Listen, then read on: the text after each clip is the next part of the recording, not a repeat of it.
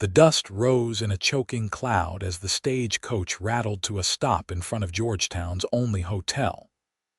The year was 1878, and Colorado's mining boom had transformed the once quiet mountain settlement into a bustling frontier town. Grace Lambert clutched her worn carpet bag with white-knuckled fingers as the driver called out their arrival.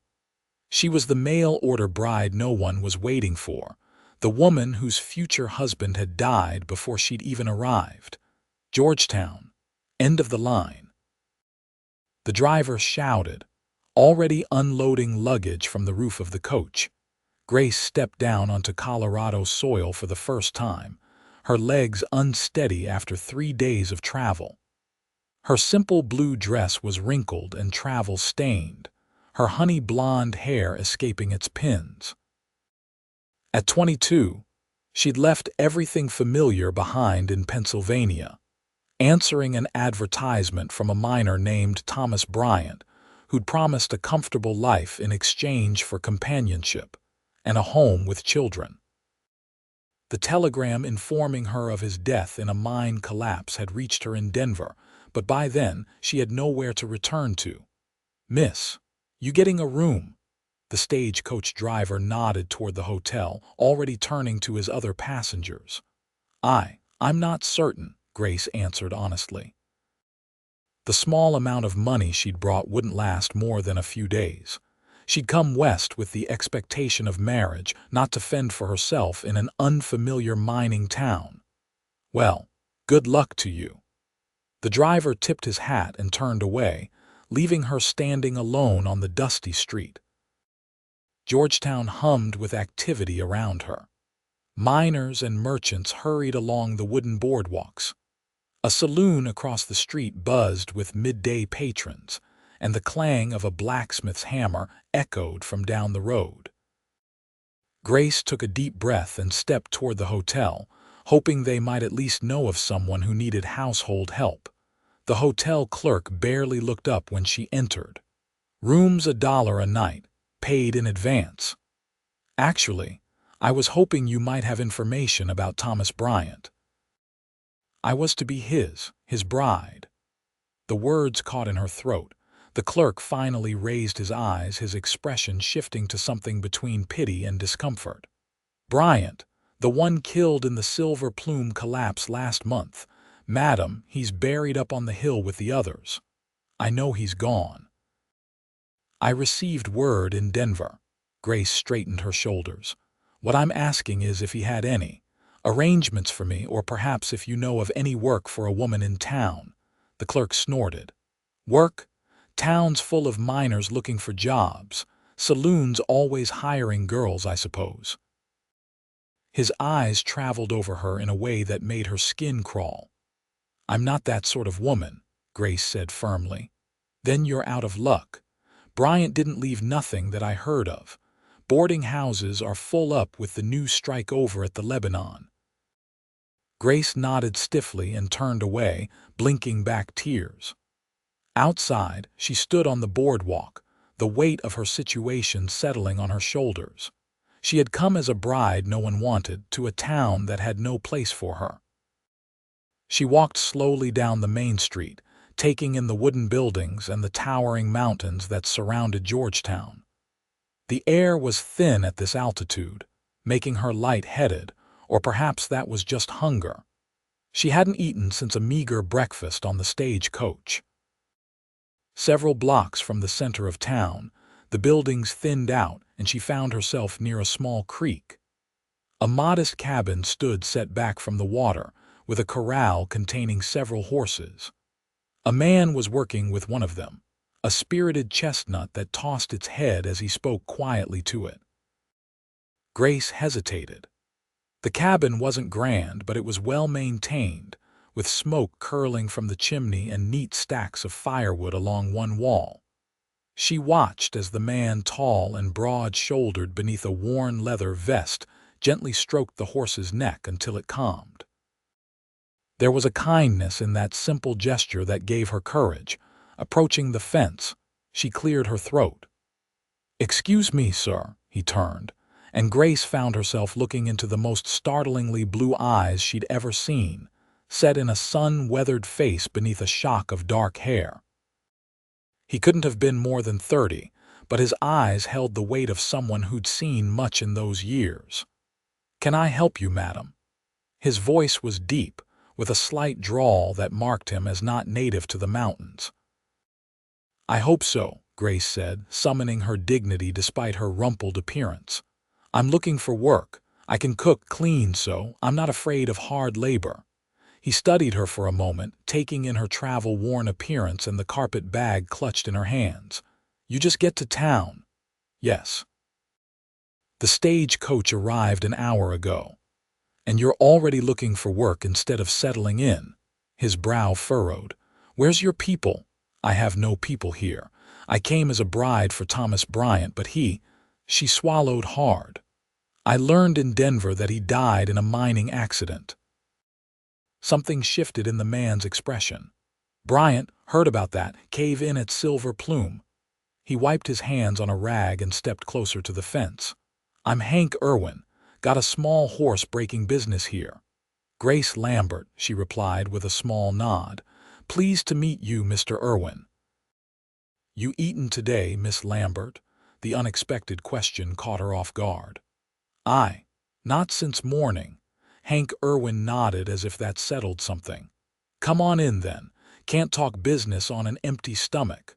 Grace hesitated only a moment before following him toward the cabin. The interior was simple but clean, a main room with a stone fireplace, a wooden table with chairs, and a few pieces of sturdy furniture. A door at the back presumably led to a bedroom. It smelled of coffee and wood smoke. "Sit," he said, gesturing to the table while he moved to the stove where a pot simmered. He ladled some sort of stew into a bowl and placed it before her with a chunk of bread. "Eat first. Then we'll talk." Grace hadn't realized how hungry she was until the aroma of the stew hit her. She murmured a quick thanks and began eating, trying to maintain some semblance of manners despite her hunger. Hank poured himself a cup of coffee and sat across from her, watching thoughtfully. When she'd nearly finished, he spoke again. "So you came all the way from Pennsylvania?" "Allegheny County. Long journey to make for a man you never met." Grace set down her spoon. "My parents died last winter, influenza. The farm went to my brother and his wife and I didn't get along." She lifted her chin. "Mr. Bryant's letters seemed sincere. He wanted a family, a home." "So did I." Hank nodded slowly, turning his coffee cup in his hands. "Georgetown's not an easy place for a woman alone, especially one without connections." "I'm aware of that, Mr. Irwin. That's why I'm looking for honest work." He studied her for a long moment, then set his cup down decisively. "I could use help around here. I'm gone breaking horses most days. Place needs tending, meals need cooking. I've got a small room off the back, used to be a storeroom, but it's dry and has a window." Grace felt hope rise in her chest, but caution tempered it. "And what would be expected of me exactly?" His eyes met hers directly. "Cooking, cleaning, nothing improper if that's what you're asking. I'm not that sort of man." There was something in his steady gaze that made her believe him. "And the pay, room, board, and $5 a month to start. If it works out, we can discuss more." It wasn't much, but it was shelter and food when she had nowhere else to turn. "When would you want me to start?" The corner of his mouth quirked up, not quite a smile, but close. "Seems to me you already have." He gestured to her empty bowl. "I fed you your first meal here. Might as well stay forever." The words were spoken casually, almost as a joke, but something about them settled into Grace's heart like a promise. She knew he didn't mean them literally, they'd only just met, but the simple kindness of offering her a place when she had none touched her deeply. "Thank you, Mr. Irwin. I accept your offer, at least for now." "Hank," he corrected. "If you're going to be living here, you might as well use my name." And so began Grace Lambert's new life in Georgetown, Colorado, not as a bride, but as a housekeeper to a quiet horsebreaker with serious eyes and capable hands. The small room that became Grace's own was indeed what had once been a storeroom, but Hank had cleared it out and placed a narrow bed, a small chest of drawers, and even hung a small mirror on the wall. A patchwork quilt covered the bed, faded but clean. "It's not much," he said, standing in the doorway as she set her carpet bag on the bed. "Previous owner's wife made that quilt, left it when they moved on to California." "It's perfect," Grace said honestly. After the uncertainty of the day, even this humble space felt like a blessing. "Thank you." Hank nodded awkwardly. "Well, I'll let you get settled. There's a pump out back for water if you want to wash up. I've got to finish with that chestnut before dark." Left alone, Grace unpacked her meager belongings, 2 dresses besides the one she wore, undergarments, a hairbrush, and a small Bible that had belonged to her mother. At the bottom of her bag lay the letters from Thomas Bryant, full of descriptions of Georgetown and his hopes for a marriage companion. She hesitated, then tucked them into the drawer. That life was gone before it had begun. The next morning, Grace rose with the dawn. She found the kitchen adequately supplied, though clearly maintained by a man who cared more for function than comfort. She set about making breakfast, finding satisfaction in the simple tasks of building up the fire and mixing biscuit dough. Hank entered from outside, having already tended to the horses. He stopped short at the sight of her at the stove, as if momentarily surprised to find someone in his kitchen. "Good morning," Grace said, sliding biscuits into the oven. "Breakfast will be ready shortly." He nodded, washing his hands at the basin by the door. "You didn't have to start so early." "Early is when work gets done," she replied, the practical wisdom of her farming upbringing showing through. They ate mostly in silence, but it wasn't uncomfortable. Hank was clearly a man of few words, but his compliment on the biscuits seemed genuine. After breakfast, he explained his work. "I break horses for the mines and for ranchers down the valley. Sometimes I'm gone all day, sometimes overnight if the job's far. Got 3 in the corral now that need work, including that chestnut you saw." "You need me to tend to them when you're gone?" Grace asked, wondering if horse care would be among her duties. "Just make sure they have water. I'll handle the rest." He hesitated. "Town's about a mile walk. Market day's Saturday if you need supplies. I'll leave money for that." And then he was gone, leading one of the horses out to begin his day's work, leaving Grace to familiarize herself with her new domain. The cabin revealed much about its owner as Grace cleaned. Hank Irwin was an orderly man but clearly lived simply. There were few personal items, a bookshelf with some volumes on horses and a few dog-eared novels, a carved wooden box that she didn't open, and a rifle mounted carefully above the door. No photographs or letters were displayed. It was the home of someone who lived in the present, not dwelling on past or future. Over the next few days, a routine developed. Grace would rise early to prepare breakfast, then spend her day cleaning, mending Hank's clothes, or tending to the small vegetable garden behind the cabin. Hank would work with the horses, sometimes returning for a midday meal, sometimes not until sunset. Their conversations remained practical, focused on the tasks of the day or news from town that Hank would bring back. Grace learned that he had come to Colorado 5 years earlier from Texas, drawn by the silver boom but preferring horses to mining. He seemed to have no family, at least none he spoke of. On Saturday, Grace walked into Georgetown for market day, a list in hand and Hank's money carefully tucked in her pocket. The town looked different in daylight, busier, more vibrant than it had seemed on her arrival. She kept her head high as she made her purchases, aware of curious glances from townsfolk who didn't recognize her. At the dry goods store, the shopkeeper's wife was openly inquisitive. "You're new in town," she stated while measuring out flour. "Staying out at Irwin's place, I hear." "Yes, I'm his housekeeper," Grace replied evenly, already understanding the implication behind the woman's tone. "Housekeeper." The woman's eyebrows rose slightly. "Well, Irwin keeps to himself mostly. Been here 3 years and hardly know the man, except he has a way with difficult horses." "He seems very skilled," Grace agreed neutrally. "Where are you from, dear?" The question seemed innocent, but Grace felt the weight of judgment behind it. "Pennsylvania. I came west to be married, but my intended passed before I arrived." The shopkeeper's wife's expression softened slightly.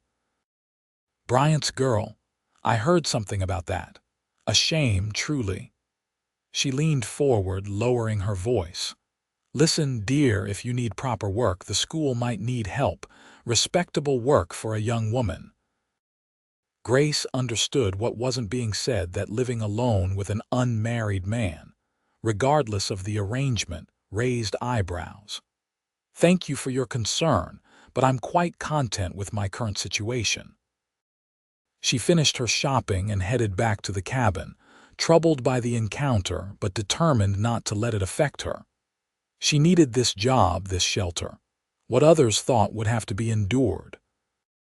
When she returned, Hank was working with the chestnut horse in the corral, moving in slow circles as the animal followed his lead.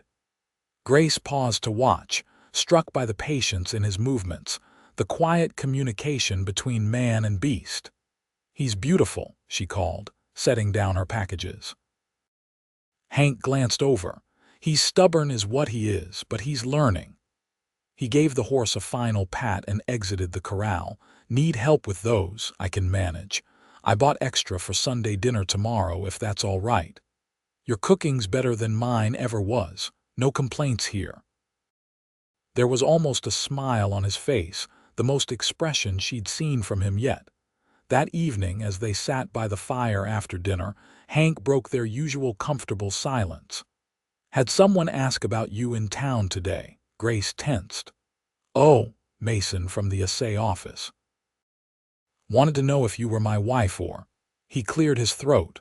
"I told him you were my housekeeper, plain and simple." "I had a similar experience at the dry goods store," Grace admitted. "The shopkeeper's wife seemed concerned for my reputation."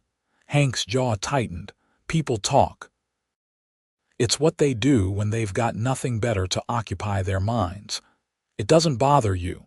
Used to living with folks' opinions of me." He stared into the fire. "But it might cause trouble for you." "If you want to find a position in town, no," Grace interrupted, surprising herself with her vehemence. "Unless you're dissatisfied with my work." "Not at all. Then I'm staying. People will talk regardless of what I do, at least here I—" She hesitated, uncertain how to express that in just 1 week this cabin had begun to feel more like home than anywhere since her parents died. Hank studied her face, then nodded once. "All right, then." And that was that. No more was said about the opinions of Georgetown's residents, though Grace became more aware of curious or disapproving glances when she went to town. She held her head high and went about her business, finding an unexpected ally in Mrs. Peterson, the preacher's wife, who greeted her warmly at church and invited her to join the ladies' sewing circle. "Don't mind the gossips," Mrs. Peterson told her one afternoon as they stitched together. "They said similar things when I first came as a bride. Too young for the preacher, they said, must be after his position in the community." She chuckled. 15 years later, they've found new targets for their wagging tongues. "Mr. Irwin has been nothing but respectful," Grace said firmly. "I believe you, dear. Hank Irwin may keep to himself, but there's never been a whisper of impropriety about him. Just a quiet man who prefers horses to most people, I'd say." As spring warmed into summer, Grace found herself settling into life at the cabin. She planted more vegetables in the garden, put up preserves from wild berries she gathered, and even convinced Hank to let her keep a few chickens for eggs. The small room became truly hers, brightened with wildflowers in a jar and a cushion she'd sewn from scraps. Hank remained reserved, but gradually their conversations extended beyond the practical matters of the household. She learned that he'd been a cowboy in Texas before coming to Colorado, that he'd fought briefly for the Confederacy as a very young man but didn't like to speak of it, and that he could play the harmonica, though he rarely did so.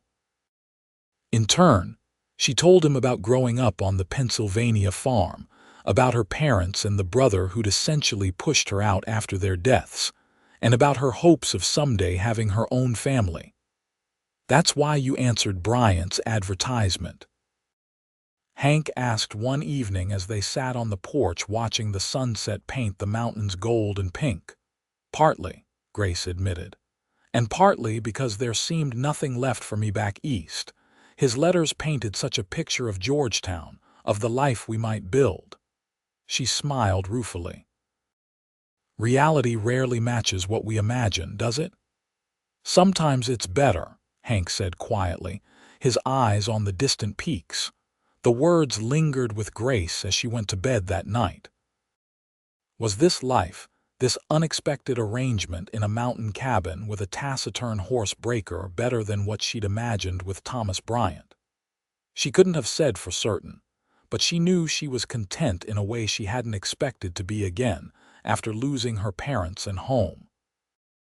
In July, Hank received a commission to break several horses for a ranch down near Idaho Springs, meaning he'd be gone for at least a week. It would be the longest they'd been apart since Grace's arrival. "You'll be all right here alone?" he asked as he packed his saddlebags. "Of course," Grace assured him, though the thought of the empty cabin gave her a pang she hadn't anticipated. "I have plenty to keep me busy." He hesitated, then reached into his pocket and handed her a small revolver. "Keep this with you." "Probably won't need it, but I know how to use one," Grace interrupted, taking it carefully. "My father taught all of us." Hank looked surprised, then nodded with what might have been approval.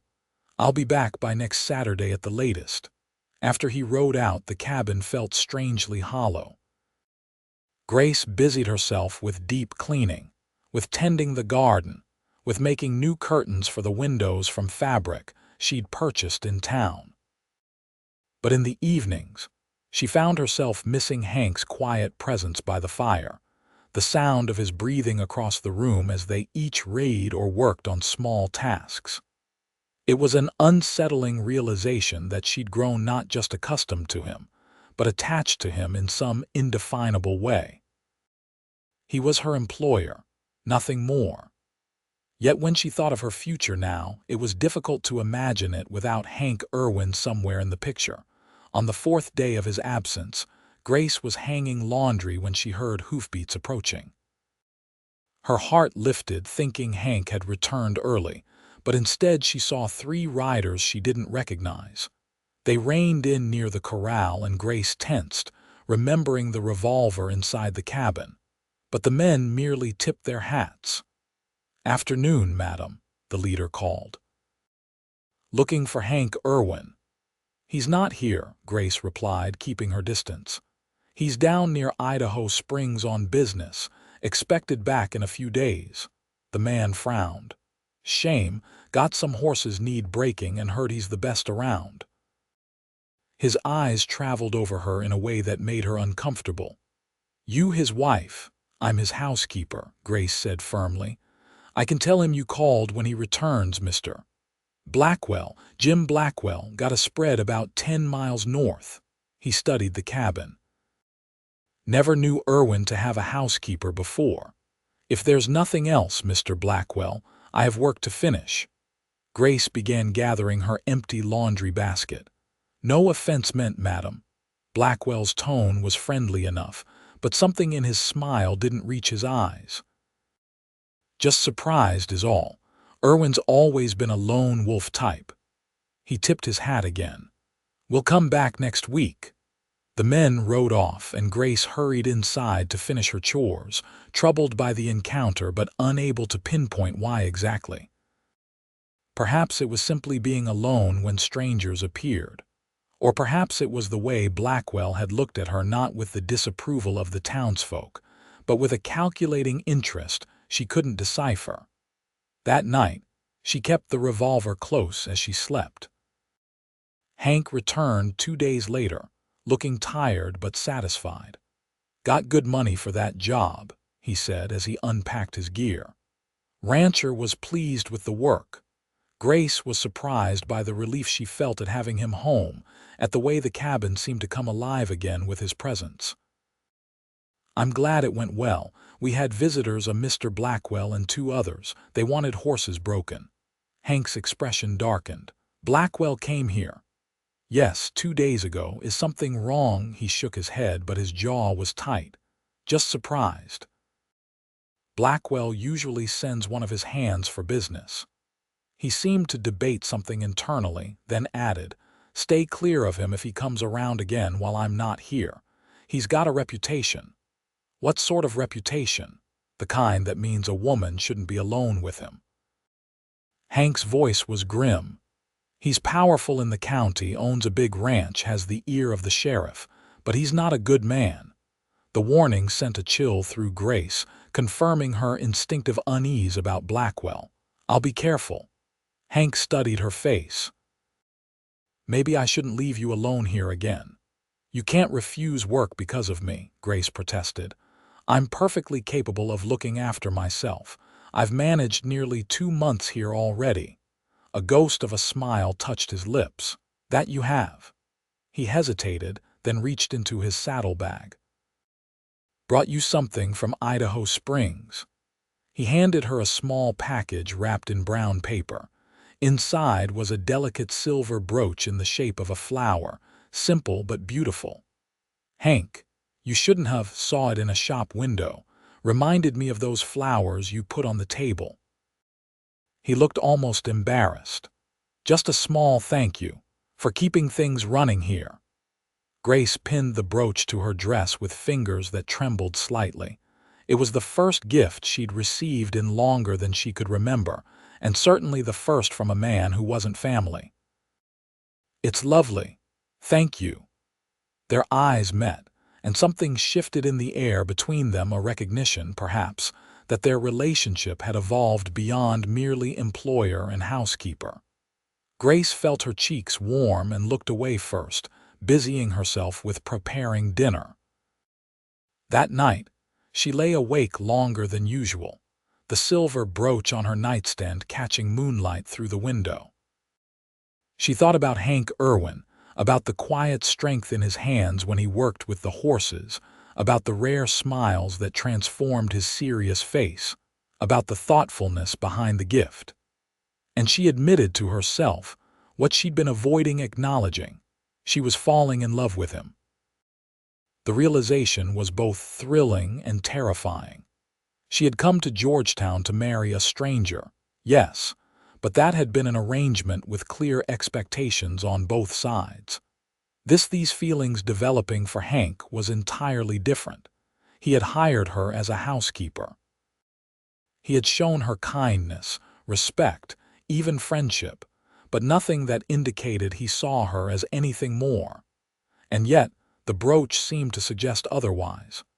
A man didn't buy jewelry for his housekeeper without some deeper meaning behind the gesture.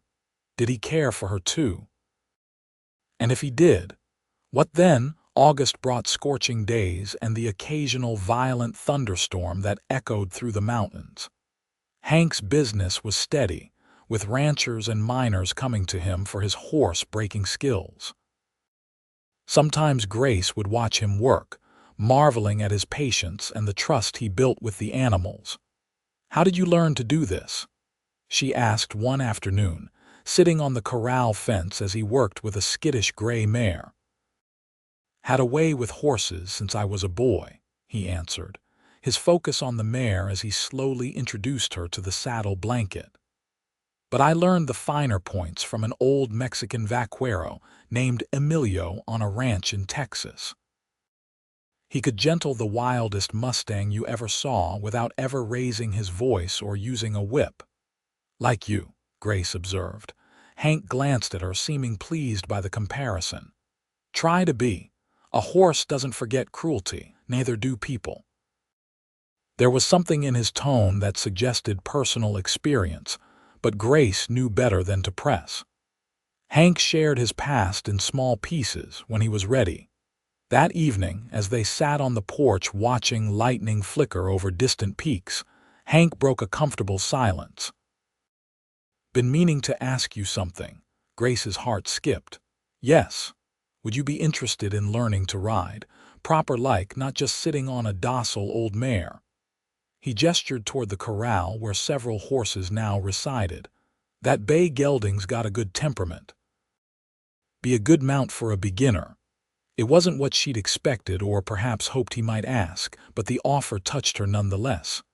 I'd like that very much. I only ever rode farm horses and not often at that. We'll start tomorrow then. Riding opens up the country for you. Might enjoy exploring beyond the cabin when you've got free time. The riding lessons became a highlight of Grace's days. Hank was as patient a teacher with her as he was with the horses, guiding her through proper mounting, how to hold the reins, how to communicate with the horse through subtle shifts in weight and pressure. You're a natural, he told her after her third lesson, when she'd successfully guided the bay gelding around the corral at a trot. The praise warmed her more than it should have. As her confidence grew, they began taking short rides beyond the cabin, following the creek or climbing gentle slopes that offered spectacular views of the surrounding mountains. These excursions revealed a more talkative side of Hank, as he pointed out landmarks or told stories of the early days in Georgetown when silver was first discovered. Town wasn't much more than tents and shacks then, he explained as they rested their horses on a ridge overlooking the valley. Now look at it. Got a proper hotel, churches, even talk of bringing the railroad up from Denver soon. Do you think you'll stay here if the silver plays out? Grace asked, watching his profile against the brilliant blue sky. He considered the question. Depends on what's keeping me here, I suppose. His eyes met hers briefly before returning to the view. What about you? Still planning to find a husband and settle down? The directness of the question caught her off guard. I don't know any more. When I first came, that was all I wanted. Security, a family. She stroked the bay's neck, gathering her thoughts. Now I'm not sure it's that simple. How so? I think I'd want more than security now. I want to know the man, to be certain we suited each other in temperament and goals. She felt her cheeks warm. I sound foolish, don't I? As if I can afford to be particular about such things. Not foolish, Hank said quietly. Wise, maybe. Marriage is a long road to walk with someone you don't truly know. They rode back to the cabin in thoughtful silence, and Grace wondered if she'd revealed too much if he could guess that her changing perspective on marriage had everything to do with him. The next day, Hank rode into town for supplies and returned with news. Ran into the preacher. There's a social at the church Saturday night. Thought you might like to go. Grace looked up from the bread she was kneading. A social, dancing, food, that sort of thing. Town does it every month or so. He hung his hat on a peg by the door, avoiding her eyes. Figured you might enjoy the company of others for a change. Gets dull out here with just me for conversation. I've never found it dull, Grace said honestly. But a social does sound nice. Will you be attending too? Hank looked uncomfortable. Not much for dancing myself. But I'd escort you there and back, of course. Grace felt a stab of disappointment. The idea of dancing with Hank had immediately formed in her mind, but he clearly wasn't interested. Thank you. I'd like to go. Saturday evening found Grace wearing her best dress, the green one she'd saved for special occasions with Hank's silver brooch pinned at the collar. She'd spent extra time on her hair, arranging it in a style she'd seen in a catalog at the dry goods store. When she emerged from her room, Hank was waiting by the door, wearing a clean shirt and his least worn pair of trousers. He stared at her for a moment, then cleared his throat. "You look very fine, Miss Lambert." The formality stung after months of him calling her Grace. "Thank you, Mr. Irwin," she replied, matching his tone. He winced slightly. "Didn't mean it like that. You do look lovely, Grace." The correction soothed her wounded feelings. They rode to town together, Grace on the bay gelding she'd been learning on, which Hank now referred to as her horse. The church was lit up with lanterns, and the sound of a fiddle and piano drifted out into the evening air. Inside, the pews had been pushed back to create a dance floor, and tables laden with food lined one wall. Nearly everyone in Georgetown seemed to be there, dressed in their Sunday best. Mrs. Peterson immediately swept Grace into the crowd, introducing her to those she hadn't yet met. "And this is Grace Lambert, who's keeping house for Hank Irwin out by Griffith Creek. Grace, this is Dr. Williams and his wife." The introductions blurred together, but Grace was grateful for Mrs. Peterson's sponsorship. It gave her an immediate place in the gathering, shielding her from the whispers and curious glances that might otherwise have followed her. She found herself enjoying the evening more than expected. The music was lively, the food delicious, and the conversation mostly friendly. She even danced twice, once with the elderly Mr. Jenkins from the bank, who moved with surprising spryness for his age, and once with young Peter Mason from the assay office, who stepped on her toes 3 times but was earnestly apologetic about it. Throughout the evening, she was aware of Hank standing near the back of the room, occasionally speaking with other men but mostly watching the proceedings. Once or twice, she caught his eye across the room, and something in his gaze made her pulse quicken. It was during a break in the dancing that Jim Blackwell appeared at her side, offering a cup of punch. "Miss Lambert, isn't it? Irwin's housekeeper." Grace tensed, remembering Hank's warning, but they were in a public place surrounded by the town's most respectable citizens. "Mr. Blackwell." "Yes, thank you." She accepted the punch but made no move to drink it, enjoying your evening. His smile seemed pleasant enough, but his eyes remained calculating. "Very much so. Georgetown has been most welcoming." Surprised to see Irwin at a social. Man usually avoids town gatherings like they're carrying the plague. Blackwell's gaze shifted to where Hank stood. "Though I suppose he's just here as your escort." "Mr. Irwin has been very kind to me," Grace said carefully. "I'm sure he has." There was an insinuation in Blackwell's tone that made her bristle. "Pretty woman like you living out there alone with him must be quite an arrangement." Before Grace could respond, Hank was suddenly beside her, his expression hard. "Evening, Blackwell. Bothering my housekeeper." "Just making conversation, Irwin. No harm in that." Blackwell's smile didn't reach his eyes. "Was telling Miss Lambert how surprised I am to see you at a social event. Grace wanted to come." Hank's voice was level, but Grace could sense the tension in him. "You ready to head back?" he asked her.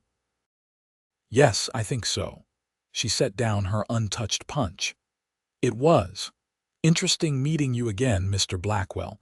As they walked away, Blackwell called after them, "Don't forget my offer, Miss Lambert. Always need a good housekeeper at my ranch. Pays better than what Irwin can afford, I'd wager." Hank's jaw tightened, but he said nothing until they were outside. "He offer you a job?" "Not until just now, and not seriously."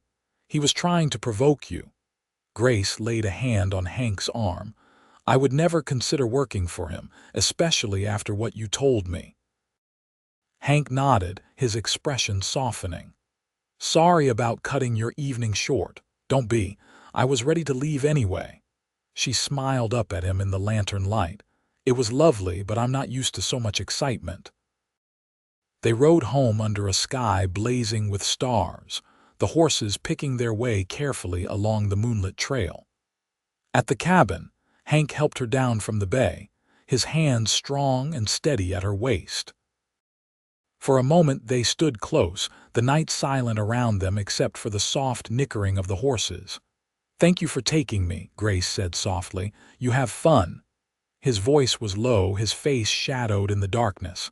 "Yes, but I'm glad to be home. Home."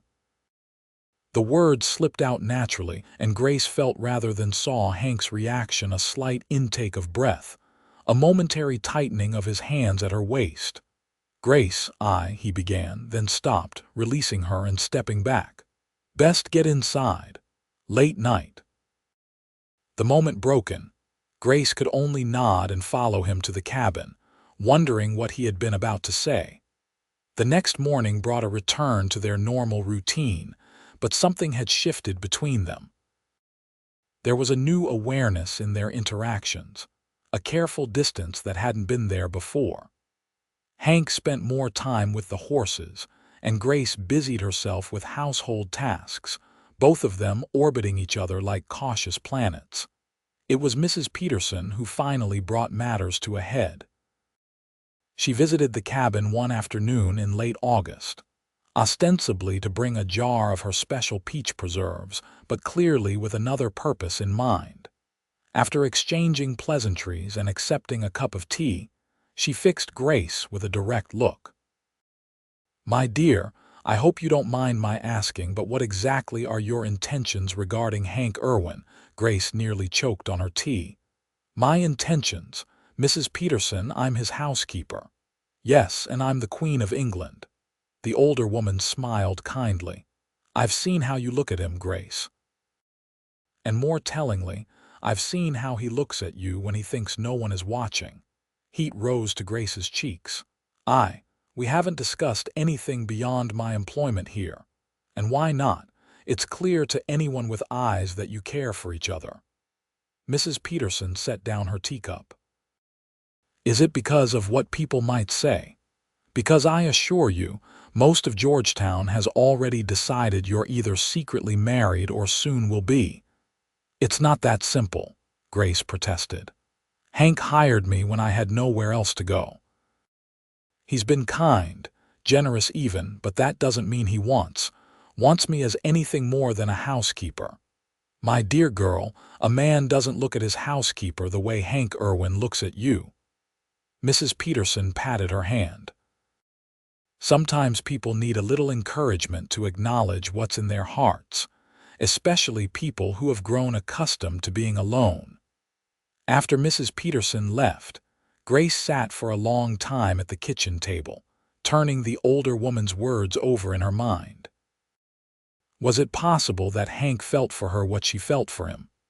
And if so, why had neither of them spoken of it? The answer, when it came to her, was obvious. Hank was an honorable man. He had offered her a position when she was desperate, had given her shelter and safety. He would see it as taking advantage if he were to suggest changing the nature of their arrangement. And she, bound by the conventions of propriety and her own uncertainties, had been equally hesitant to speak her heart. When Hank returned that evening, Grace had made a decision. She would find the courage to be honest with him, whatever the outcome.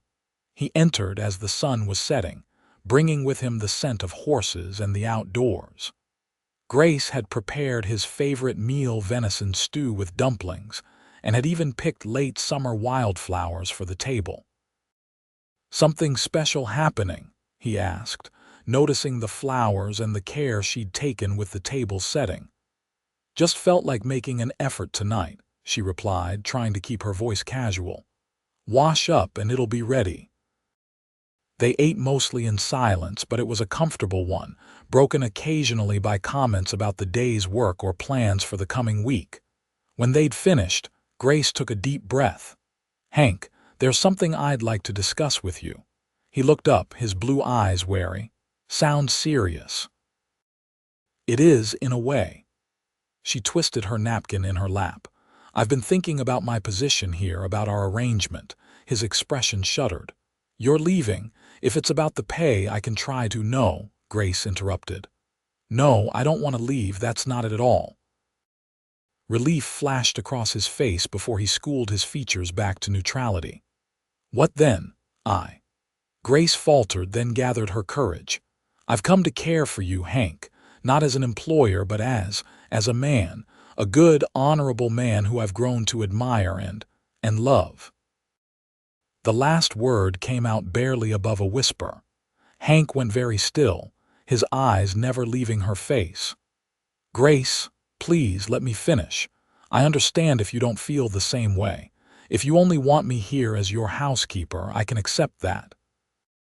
I can continue as before, and we need never speak of this again. But Mrs. Peterson said something today that made me realize life is too short not to be honest about one's feelings. She waited, her heart hammering in her chest, for his response. Hank stood slowly and walked to the window, his back to her. For a long, terrible moment, Grace thought she had misjudged everything, had embarrassed them both irrevocably. Then he turned, and the emotion in his face stole her breath. When you showed up at my fence that day looking for work, I never thought— He shook his head. Never thought I'd feel this way again, or at all, maybe. He moved to stand before her, reaching out to take her hands in his. I've been fighting it, telling myself you deserved better than a worn-out horse-breaker with nothing much to offer. Telling myself I was just giving you a safe place until you found what you really wanted. You are what I really want, Grace said softly. I came to Georgetown looking for a husband, for security. But I found something much more valuable. I found you, Hank. And this place has become home to me in a way I never expected. Hank's hands tightened on hers. I'm not good with words, Grace. Never have been. But I know I've loved you since that first week when you put flowers on the table and hummed while you worked, and somehow made this cabin feel like more than just a place to sleep. Joy bloomed in Grace's chest, warm and bright as sunshine. Then, why didn't you say something? Didn't think I had the right. You came here for work, not to be courted by your employer. A rueful smile touched his lips. And I wasn't sure you felt the same. You're young, beautiful, could have your pick of men in town, proper men with better prospects. I don't want any other man. Grace stood, bringing their clasped hands between them. I want you, Hank Irwin, the man who fed me my first meal here and told me to stay forever. Recognition dawned in his eyes. You remember that? I remember everything about that day. She smiled up at him. It felt like a beginning even then. Hank released her hands only to frame her face gently, his calloused fingertips a contrast to the tenderness in his touch. I meant it, you know, stay forever, Grace, not as my housekeeper but as my wife, if you'll have me.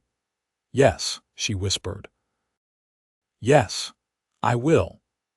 When he kissed her, it felt like coming home in a way Grace had never experienced before, a sense of rightness, of belonging, that transcended the simple cabin and the circumstances that had brought them together. This was what she had traveled west for, though she hadn't known it then. Not just any husband, not just any life, but this man, this place, this love that had grown quietly between them like wildflowers after rain. They were married 2 weeks later in Georgetown's small church, with Mrs. Peterson beaming in the front pew, and a surprisingly large turnout of townsfolk, who, despite their initial gossip, seemed genuinely pleased for the couple. Grace wore a new dress of pale blue, with Hank's silver brooch at her throat and wildflowers in her hair. Hank, uncomfortable but handsome in a new suit, couldn't take his eyes off her throughout the ceremony. Never thought I'd see the day, the preacher said as he pronounced them husband and wife. Hank Irwin, the lone wolf of Georgetown, finally caught. Not caught, Hank corrected, looking at Grace with a warmth that made her heart swell. Found. Their life together settled into a rhythm that built upon the foundation they'd already established. Grace continued to keep the cabin, now truly her home, while Hank's horse-breaking business thrived with her support. They expanded the garden, added a proper henhouse, and began improvements to the cabin itself, a larger kitchen, a second bedroom for the future they both hoped for. "You know," Hank said one evening as they sat on the porch watching the stars come out, "when you first came here, I was just trying to help someone who needed it. Never expected you'd end up changing my whole life." Grace leaned against his shoulder, content in the circle of his arm. "I came to Georgetown as a bride no one wanted and found the only man I'll ever need. I'll remind you of that when winter comes and I'm tracking mud all over your clean floors," Hank teased, pressing a kiss to her hair. "I'll still want you," Grace assured him. "Mud and all." As autumn painted the aspen trees gold and the first snow dusted the mountain peaks, Grace and Hank Irwin welcomed their first child, a son they named William, after Grace's father. He had Hank's blue eyes and Grace's determined spirit, and he brought a new dimension of joy to their already full lives. "Look at him," Hank whispered one night, standing over the cradle where their son slept. "Can't believe he's really ours."